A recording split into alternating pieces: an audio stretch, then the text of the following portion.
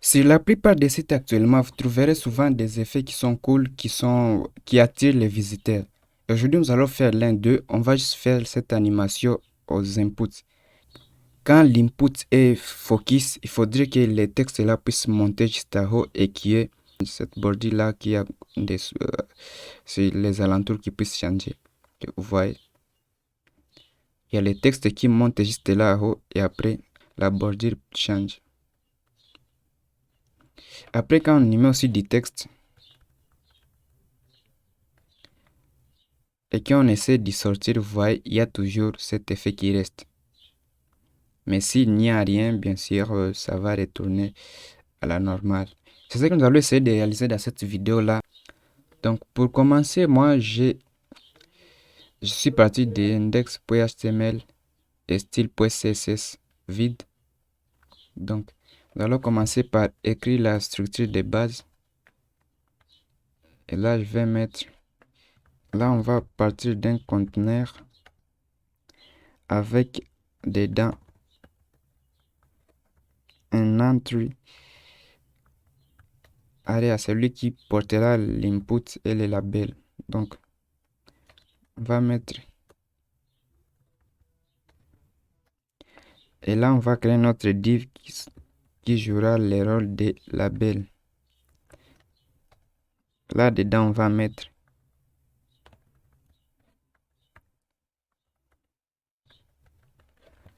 Voilà.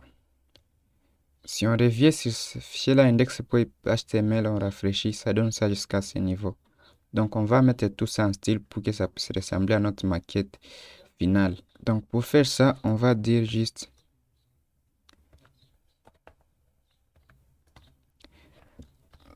Là, on va mettre... Là, on va dire marge à 0. Marge intérieure à 0. On va dire font size, font family, distance serif, voilà.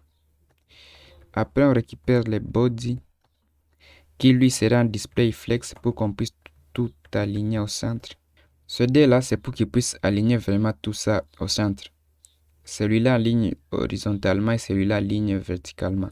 Celui-là, c'est juste pour lui donner la hauteur minimale à 100 VH, c'est-à-dire la hauteur de l'écran.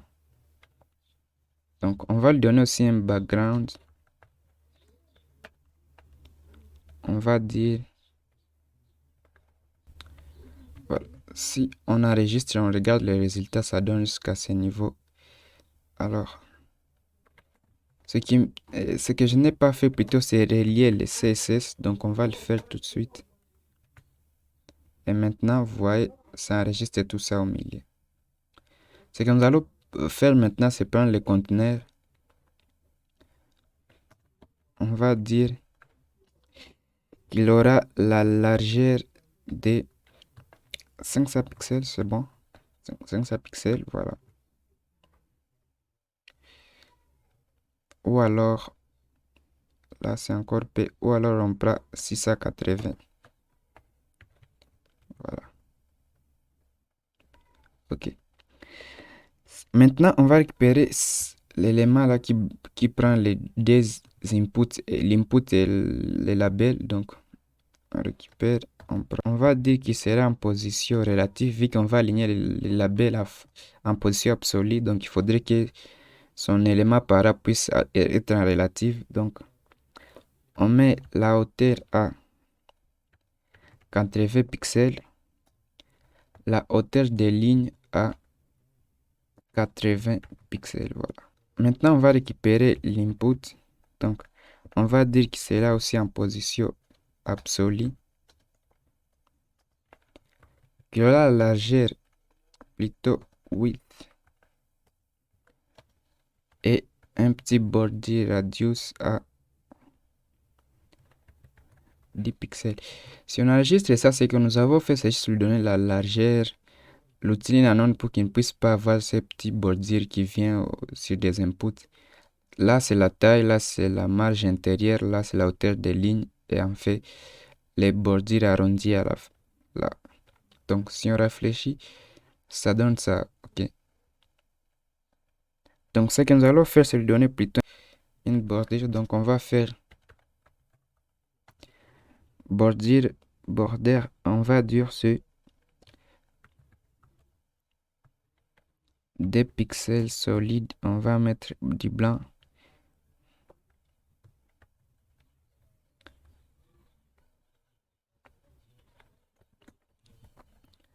Donc après on va lui donner aussi un background transparent pour qu'il puisse enlever ce blanc qui est là. On va dire aussi un z-index à 999 pour qu'il puisse être trop visible. Voilà, ça donne jusqu'à ce niveau ça. Ce qui nous reste maintenant à faire, c'est récupérer ce label qui est là avec la classe labeling. Donc on fait point labeling, on va dire qui sera en position absolue. On va lui donner aussi la taille à 1.6 mm. Comme couleur, on va dire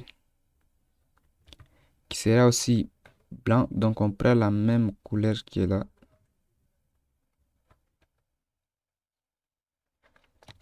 On va lui donner aussi du padding. On va dire 0 à haut et 20 pixels à gauche et à droite.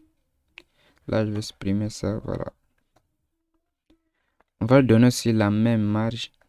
Donc 0 et 20 pixels. Comme background color, on va dire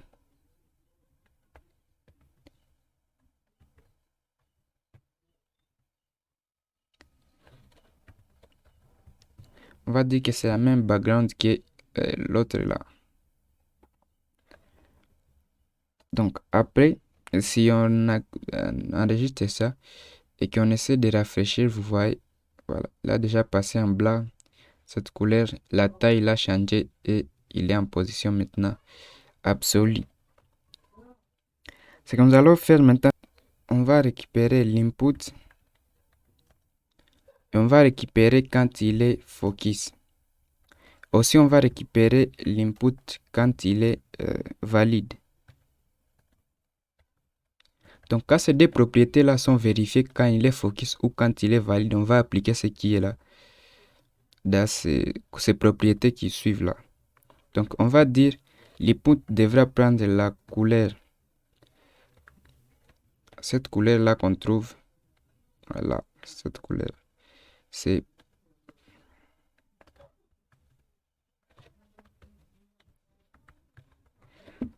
après, il devra prendre aussi cette bordure-là, devrait aussi changer celui-là. Donc, on va dire bordure 4 pixels solide. On va mettre aussi la même couleur. Seulement que pour que ça puisse être smooth, ça puisse être fluide, on va mettre sur les inputs une petite transition là. Plutôt transition de 0.2 secondes en easy, voilà. Comme ça là, si vous voyez quand on focus, j'ai rafraîchi, quand on focus l'input, il y a celui-là qui change. La taille s'augmente et la couleur aussi change. Et si on écrit, il y a la couleur qui a changé. Ce qu'on devrait faire maintenant, c'est déplacer ce texte qui est là derrière. Donc pour faire ça, on va juste récupérer ces deux sélecteurs là-haut. Et cette fois-ci, on ne va pas récupérer l'input quand il est focus, mais quand il est focus, on va récupérer plutôt les labels.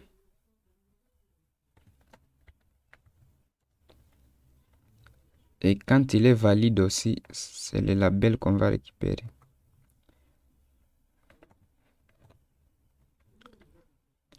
Donc, les labels, qu'est-ce qu'il va faire? Il va avoir la couleur, la même couleur qui est juste là-haut.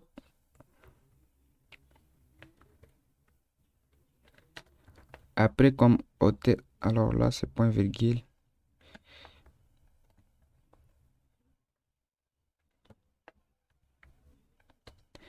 Commentaire, on va le dire c'est plutôt 30 pixels. Et après, on va lui donner la hauteur des lignes à 30 pixels. Et une petite transformation qui va lui faire décaler de là et qui puisse lui faire monter là-haut.